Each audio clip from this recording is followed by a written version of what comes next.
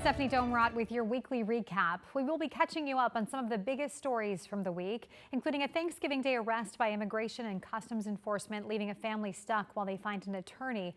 Plus, as businesses announce they're leaving Portland's downtown core, Oregon Governor Kotek announces a plan to boost business in the state. And a struggling Oregon State football program welcomes its newest head coach. We begin with a Vancouver woman asking for help after federal agents detained her and her partner while they were delivering food Thanksgiving Day. They later released her, but she says not him. Celine Stevens has the story. It was a sad Thanksgiving for the family of Luis Exchop this year. His sister and partner telling me that he's been hospitalized since he was detained on Thanksgiving due to issues with his high blood pressure. His partner saying they were out making food deliveries when they were stopped by federal agents. All I could think of was like, it's going to be a sad Thanksgiving. Brenda Coronado and Luis Exchop have been together for more than 10 years. Luis is a caring man, a lovable father of 3. On Thanksgiving, around 6:30 in the morning, they were out making food deliveries. They stopped at a donut shop for coffee in this plaza off of Northeast 117th Avenue in Vancouver. And as they were leaving, they were pulled over. Coronado saying federal agents arrested them both, despite her having a green card. He was like, "Where is it at?" And I didn't have my bag. At that moment, I forgot my bag at home. And I said, "I don't have it." And then he was like, "Well, you're undocumented." She says she was injured when they pulled her out the car. They just pulled me out, and then all I hear was a crack in my knee. And at that point, I said, "You hurt my knee." And he was like, "Oh, well, you need to get out." Coronado says eventually they let her go, but kept Exchop, who does not have legal status. Luis's sister, Cecia Exchop, saying it came as a shock. We had an empty chair where he was supposed to sit and be with us. She says he's been in the hospital since Thursday and suffers from high blood pressure.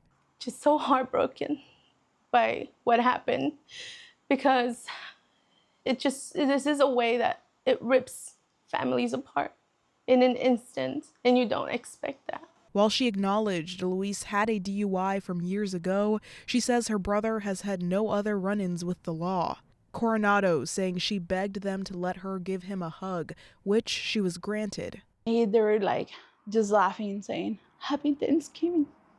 And I turned around and I was like, "How is that going to be a happy Thanksgiving? How is that? You're taking my other half. You're breaking us apart." And that was Celine Stevens reporting for us. When asked to comment on the arrest, ICE responded saying, in part, Luis Exchop has, quote, no legal authorization to remain in the U.S. and will remain in ICE custody pending removal proceedings, end quote. We are the capital city of the incredible state of Oregon, and you are its leaders and supposed to be the trusted adults in the room. It is your job to identify the needs of the community, and when you don't, then you must listen to those hurting and act decisively. Meanwhile, dozens of community members spoke at Salem City Council's meeting on Monday night, calling for an end to ICE arrests using tactics they say are unconstitutional. In a 6-3 vote, Salem has passed an emergency declaration over ICE activity in the city. Now, this vote comes after Washington County and the city of Hillsborough both declared a state of emergency in response to ICE detainments and enforcement over the last month. The declaration in Salem directs city leaders to consider starting programs to protect community members and calls for training of city employees on the sanctuary law. It does not direct city funding to support immigrants, something that people asked for at that meeting. When we are being kidnapped and disappeared, symbolic proposals do not protect us. Material ones do. We need a financial investment to support the victims of ICE. The council voted last week to reaffirm the city's support of state sanctuary law, which bars local governments from assisting federal immigration work. Now to a KGW investigation into a former Beaverton police detective facing 6 counts of official misconduct. Among the allegations, convincing a woman to send him sexually explicit photos by pretending it was required for official police work. Investigative reporter Kyla Boshi uncovered this case and has the details. Detective Michael Balla quietly resigned from the Beaverton Police Department last month. His arrest and indictment on misconduct charges have not previously been reported. Once a well-respected officer, honored by the Beaverton Police Department for life-saving CPR. now charged with official misconduct. Former Beaverton police detective Michael Bullock is facing 6 counts of official misconduct in the first degree. According to the October 14th indictment, Bullock solicited sexually explicit photos obtained under the false pretense of official Beaverton Police Department purposes. He's also accused of unauthorized, unofficial use of the Beaverton Police Department badge. 4 of the misdemeanor charges involved unauthorized use of an official vehicle at various locations. The alleged misconduct occurred between September and December of 2024. In a written statement, Beaverton Police said it was made aware earlier this year of criminal allegations involving Bullock, and both internal and external investigations were initiated, resulting in the indictment. His defense lawyer declined to comment. Bullock was hired by Beaverton Police in July of 2013, but on November 3rd, he resigned. This former detective once investigated crimes. Now he's the one facing charges. Details are limited, but a source familiar with the investigation says the allegations of misconduct involve a woman he met while on duty. Bullock was arraigned in Washington County on November 3rd. He's due back in court on December 19th. Kyle Aboshi, KGW News. Portland Mayor Keith Wilson says he has reached his December 1st goal of adding 1,500 new shelter beds. In a video message posted to social media, Wilson celebrated what he called a milestone, but said the city must now channel its energy into long-term solutions. 1,500 beds was never the finish line. It's a milestone. It's our beginning. Our mission is to maintain capacity so that every person, every night, has access to a safe bed. We'll adjust as needed. And over time, we'll expect demand to decrease as we shift to our housing goals. You may remember Mayor Wilson pledged to end unsheltered homelessness during his campaign. The latest county data shows at least 7,000 people are experiencing unsheltered homelessness in the metro area, with several thousand others whose status is unknown. Now this week, Mayor Wilson also announced his pick to be the city's first long-term city administrator. Subject to council approval, it will be Raymond Lee, who is currently the city manager for Greeley, Colorado, a college town north of Denver.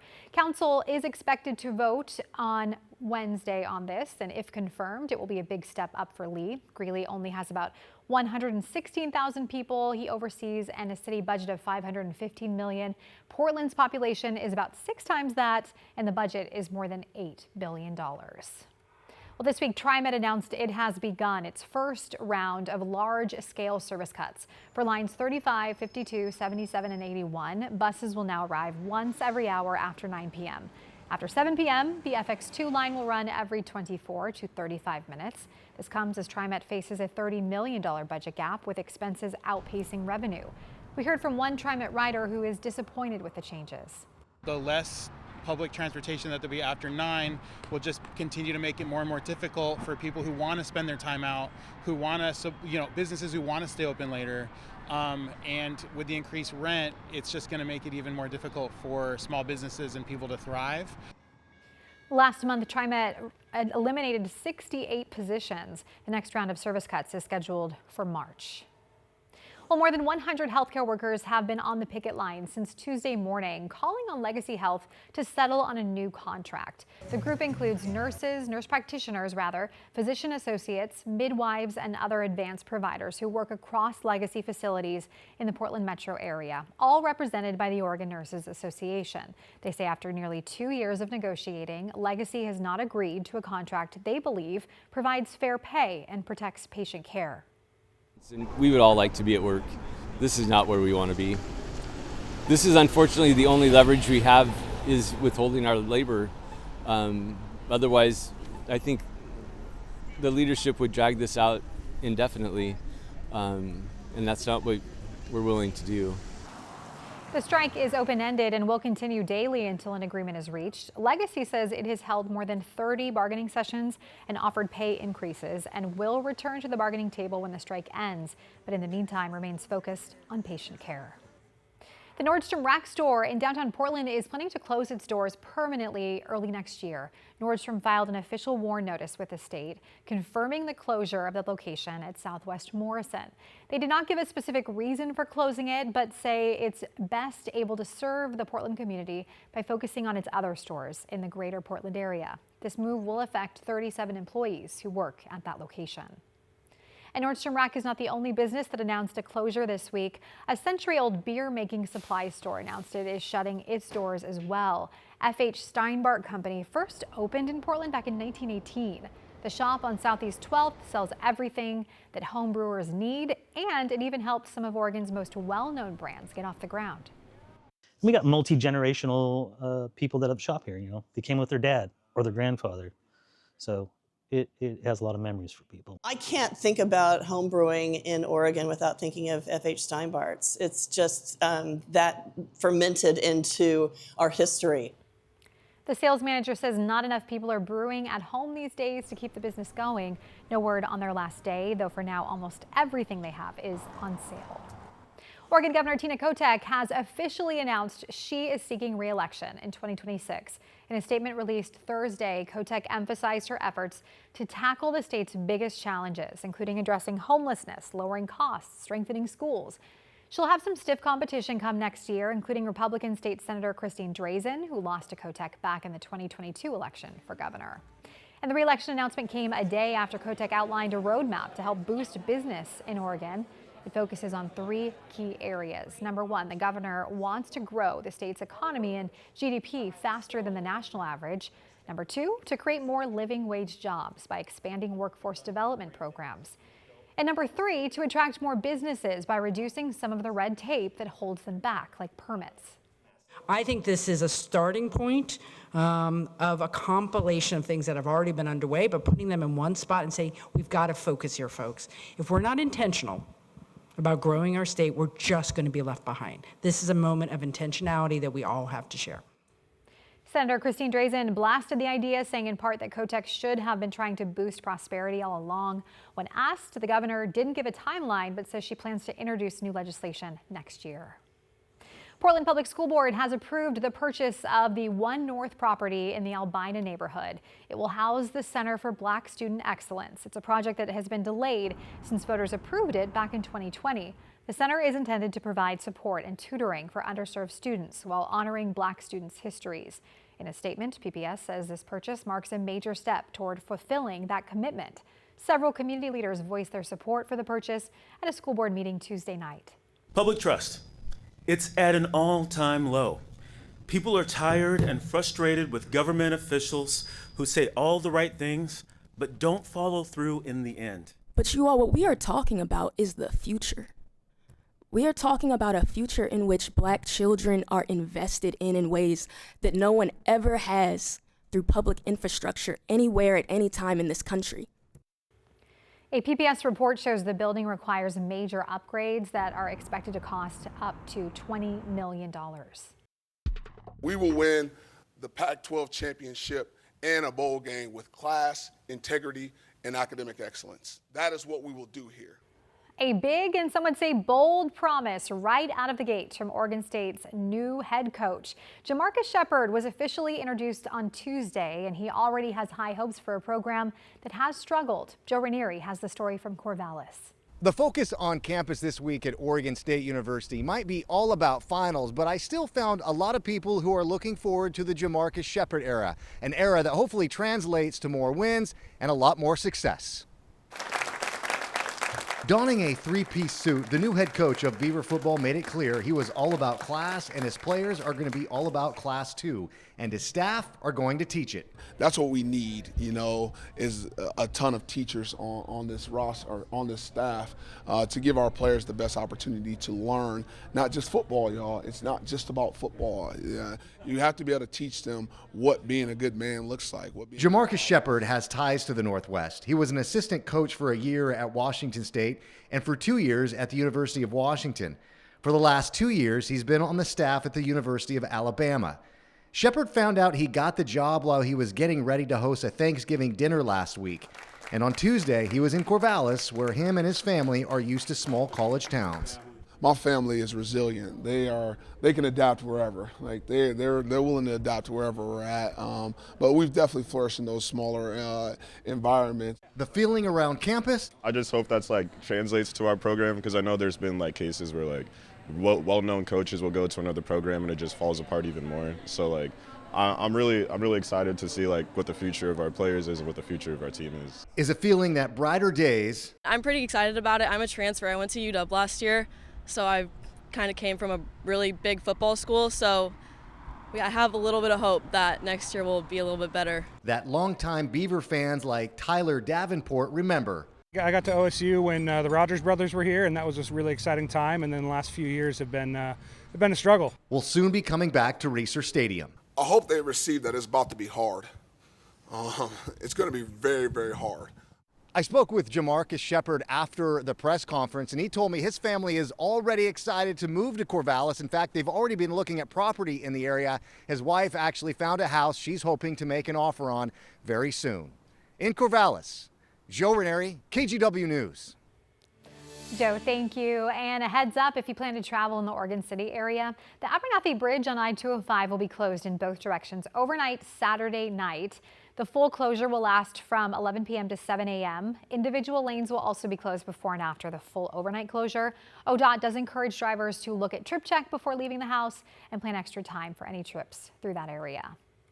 Well, this week marked the beginning of December, and true to form, we started things off on Monday with the chilliest morning of the fall so far. Perhaps a reminder to get your home prepared for anything winter may bring. The shelves at Ankeny Hardware in Southeast Portland are stocked with ways to protect your pipes from bursting. Yes, this is that time of year already to make sure that you cover your faucets with those styrofoam spigot covers. We're seeing a few. Portlanders are wonderful, but they never seem to get prepared. They always seem to get prepared on the day that it hits. Oh yeah, well it is also important to remember to change that filter in your furnace every few months. That's important as well. All right, let's get a check of your weather now.